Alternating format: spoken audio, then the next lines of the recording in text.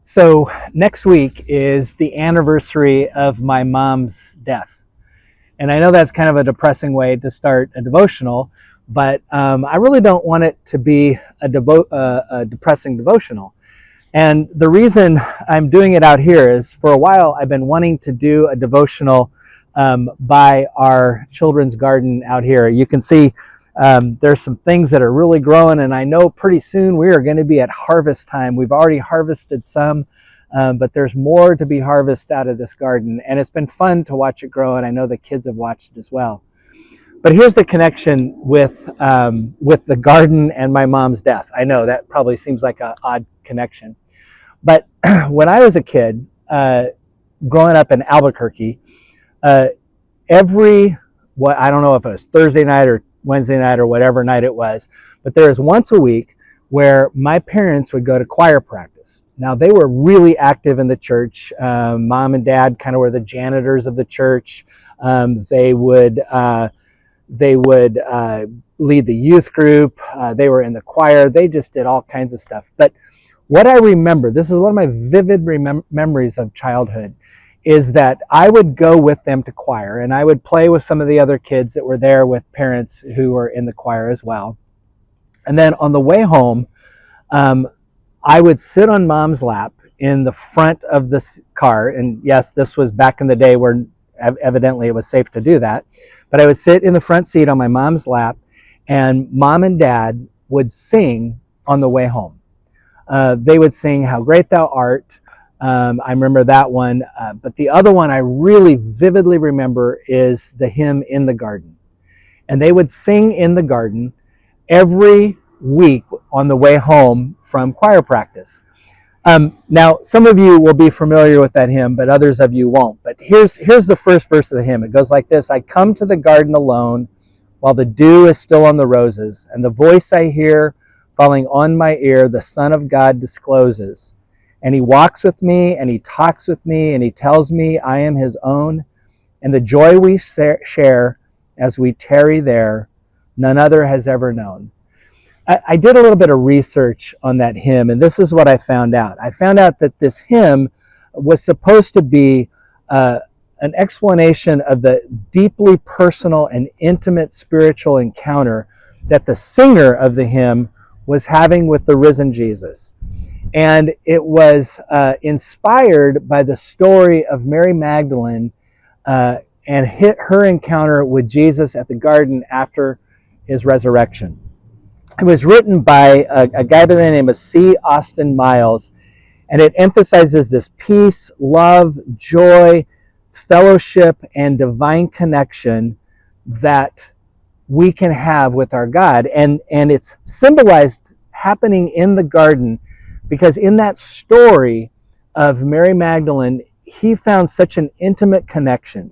Now, if you're not familiar with that story, this is what happens. Mary and other women have gone to the tomb, and in this, when they come to the tomb, in John's gospel, it is Mary who kind of comes alone. In the other gospels, it's other women along with Mary, but in John's gospel, it is just Mary who comes to the tomb, and she finds that the stone has been rolled away. So she goes back and she tells Peter and John, and they come running to the tomb, and they go in and they see that it's empty. But Mary stays behind after John and Peter run back to the upper room. And it's in that intimate moment that we see this connection that happens between Jesus and Mary. It goes like this: Peter and John have left, and now it's just Mary. But Mary stood weeping outside the tomb. As she wept, she bent over and she looked into the tomb, and she found two angels in white sitting there where the body of Jesus had been. They said to her, "Woman, why are you weeping?" She said to them, "They have taken away my Lord, and I do not know where they have laid him." When she had said this, she turned around and she saw Jesus standing there, but she did not know that it was Jesus. And Jesus said to her, "Woman, why are you weeping? Whom are you looking for?" Then it says this: supposing him to be the gardener, Mary said to him, Sir, if you have carried him away, tell me where you have laid him, and I will take him away. Jesus then said to her, Mary.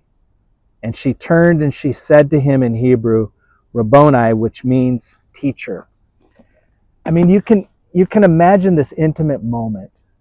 And it's this connection where Mary recognizes that Jesus, whom she loved, who had been crucified, was now alive and well. You know, as I see this garden and I see other gardens and I make this connection with my mom, some of you know that my mom had Alzheimer's, and so I really had lost my mom about 10 years before her physical body finally ended. And I remembered after she died thinking to myself, you know what, she now is back in a mind that makes sense to her and that makes sense to all of us. And this idea came back to me with this song in the garden.